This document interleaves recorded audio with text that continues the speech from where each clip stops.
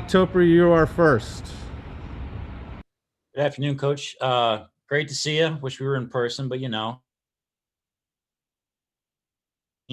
and tomorrow would typically be a hostile environment on the road, first big test, and it won't be like that without the fans and all that. Do you have a conversation with your players as far as traveling for a big game like that, and obviously knowing they won't have to deal with a away crowd?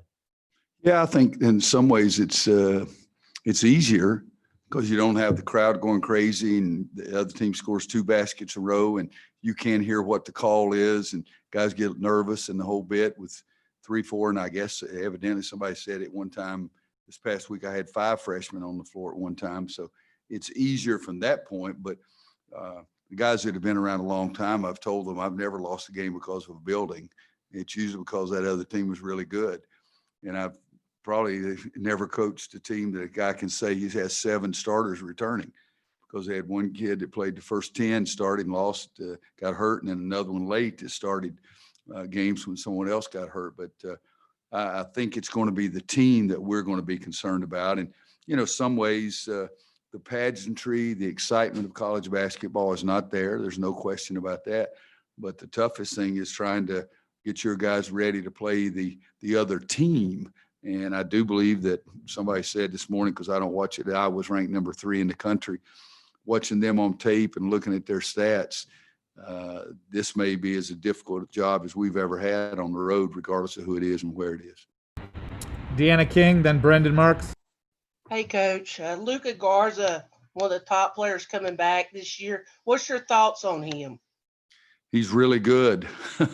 That's the first thought. He's a guy that just got better and better and better every year. I think he's grown some since he got at the college level. But, the other day in the game, he's 14 or 15 or something crazy like that. So it's be a load for us to be able to, our young big guys, to try to guard a big guy who's really skilled, who's very well experienced in playing and doing those kind of things. But Fran does a great job with his team, and they've got a lot of weapons, but there's no question that Garza, you've got to try to cut down his percentage first.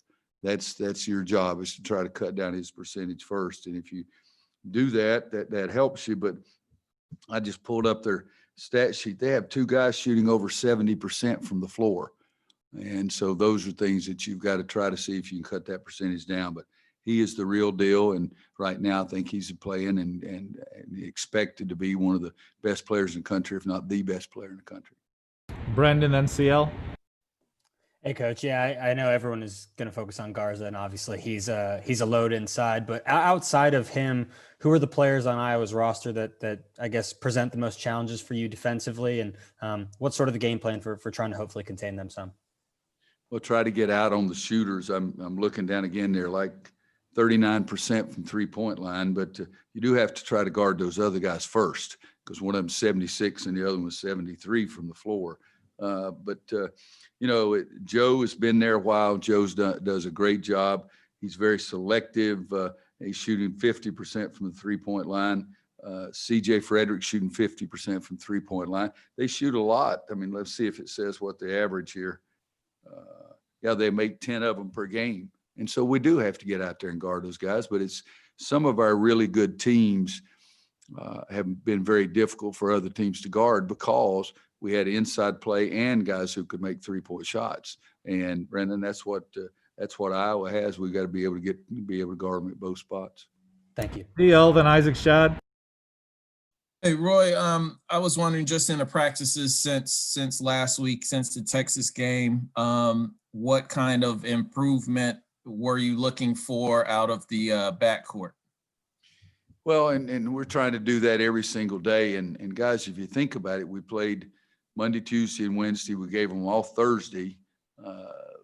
We practiced Friday, gave them off Sunday, and then we practicing today. So it's not like we've had training camp since those games were over with, but we had a lot of guys banged up playing 3 straight days back to back to back. And we felt like we had to try to give them some time to heal up.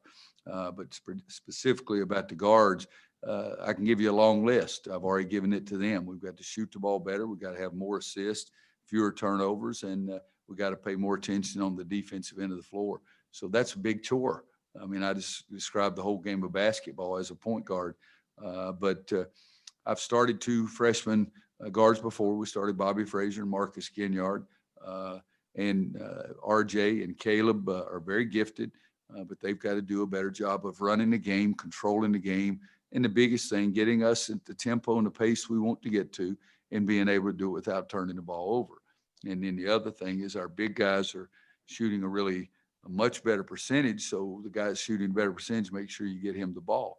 And again, you're describing a point guard, and that's really hard at this level. I mean, it's you play Vegas, and then you play Stanford, and then you play Texas back to back to back.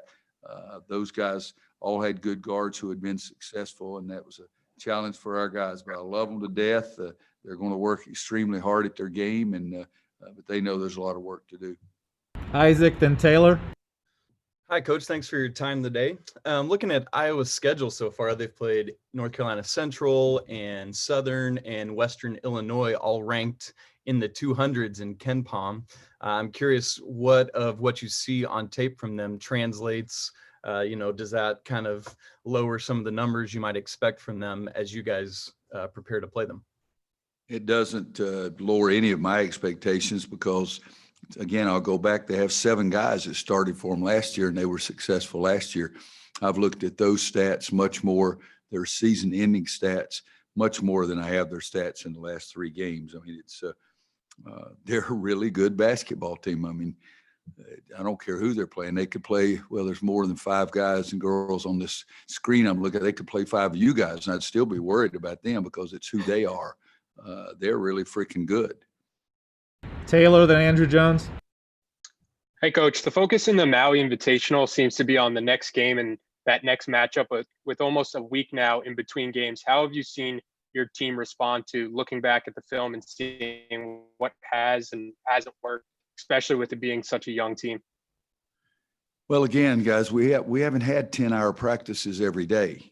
I mean, we play for a Wednesday night. We don't practice on Thursday, as I said. We did some practice on Friday to make sure we get them loose and gave them Saturday off too. So we've had 1 practice really, and I think we have to do that. They're young guys that aren't used to playing Monday, Tuesday, Wednesday against that high quality opponent. So we haven't done that much. Now we showed them film for. I say film. I'm still old school. We showed them tape. We've had 1 practice about to get to feel better on Friday, and then Sunday we showed them a lot of tape and practiced both. So that was really the only day that we've had. It's not that we can change over our team in one time, but one of the film sessions was probably 3.5 hours. So we put them in there and showed the mistakes because every young kid doesn't believe you when you say they did this, but when you show it to them on tape, they have no excuse. The old Ricky Callaway idea when I was coaching at Kansas, the old eye in the sky don't lie. And so that's been eye opener for them. But even think about this, that a lot of freshmen don't watch much tape in high school. So you're getting them, and it's the first time they really had it, and it takes them a long time to even pick up who they're guarding and those kind of things because they're not used to seeing it on tape as much as coaches have. But we're not having any major overhaul or anything. We're just trying to get better at what we were doing. Andrew, then Aaron Beard. Hey, Coach, after you consumed the tape from last week, what are some of the things that you liked about what RJ and Caleb did? I don't think they're afraid of the moment. And I like that part because I think they're competitive guys. They're not afraid of like RJ stepping up the free throw line and making 2 big free throws for us the other night. So I love that part, that they're not afraid of the moment. They're not afraid of what's going on. They're confident. They just have to play better. But, I can say the same thing about Garrison. It's not just the freshman guards, but their numbers aren't very good and they jump out at you. And Garrison, and I'm not telling you anything, I told the whole team with Garrison in there that he hasn't played the way I expected him to play. But against Texas, he was the guy that stepped up and tried to make big plays for us then. It was just unfortunate that he sprained his ankle, and he hadn't practiced since then. And he hadn't been able to go full. We haven't done full court. In fact, first day he did nothing, absolutely nothing. And then we got him in some half court work yesterday. But so the young guys, I love their competitiveness. We just got to get that competitiveness in an intelligent mode together. And if we do that, we're going to have a better player. If I can ask a quick follow-up, you just mentioned a minute ago about how long the film session was Sunday. How long does it take freshmen to learn how to watch film properly? It's different. Some guys pick it up just like that. And, some of them have had more opportunity to watch tape when they were in high school, but some of them don't. And it takes a long time. I mean, I guarantee I could put the tape in front of you guys and I'd say, well, what did he do wrong there? You got no freaking idea what it is. And you've watched there with going back and forth, and I've got a laser pointing at, yeah, that is you. That's not your teammate. That is you right there. So it's hard for some people. Aaron Beard, then Greg. We got a few more minutes, so make them quick, please. Roy, I did want to ask you about, you've had 4 games now with no fans, pumped in crowd noise, all the adjustments. Have you changed anything in how you're coaching the game from the sideline? I know Nate Oates said you hear more calls, maybe even from the other team. Bob McKillop said maybe he signals a little bit more. Is there anything you're doing differently, maybe with communication or anything else? Well, it is easier to communicate, but I think you get prepared to play those kind of games as well. And that's what you practice for. So I don't have to call every play, every possession, but changing the way I dress. I'm wearing different shoes now. I don't wear a coat and tie. I'm screaming sometimes and they hear me, as opposed to sometimes during the ACC games, you can scream and yell all you want and they still don't hear you. But I've tried not to make many changes. I've tried to make it like our practices. We've had a couple of scrimmages where we had some noise piped into the Smith Center, so they get used to listening to me even with the sound out there. Greg Barnes, then Adam Smith. Hey, Roy, is there any update of note on Anthony Harris? He's still not doing anything full court. I promise you guys, we're not going to surprise you when he can start doing things full court. We'll let everybody know about it. But he's last couple of days, he did nothing, period.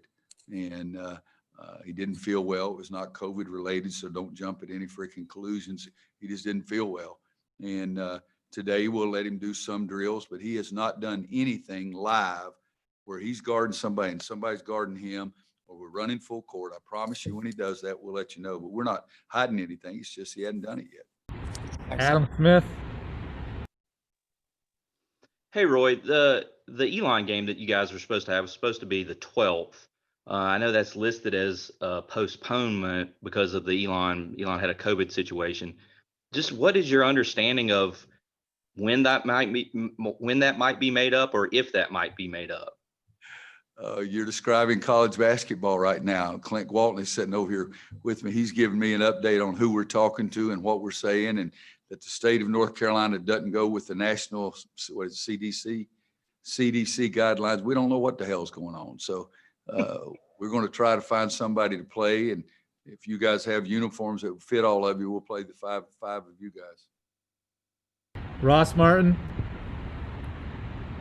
Hey, Coach, I was wondering what you see Walker Kessler's role on this team being like in the next month or so as you still watch him progress and then you see team raise that up. I think Walker he's got a big time potential, and I think he's going to be a big time player.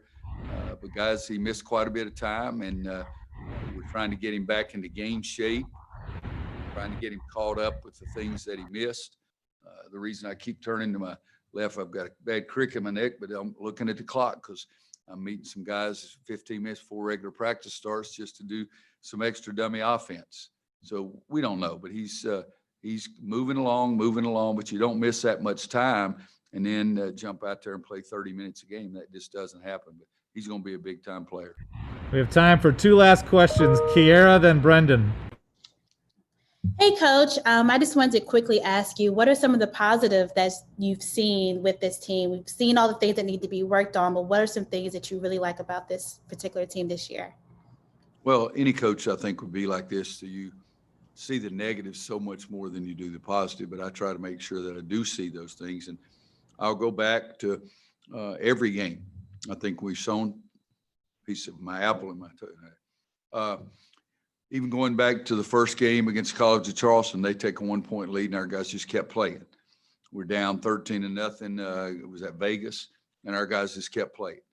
And things looked tough. We were down 16 at one time against Texas, and our guys just kept playing. So I love that part of it, that they don't pack it in and say, woe is me, and go run looking for their mama. But that's the biggest positive. The negatives is we're not handling the ball very well. We're not shooting it very well. We're not defending very well.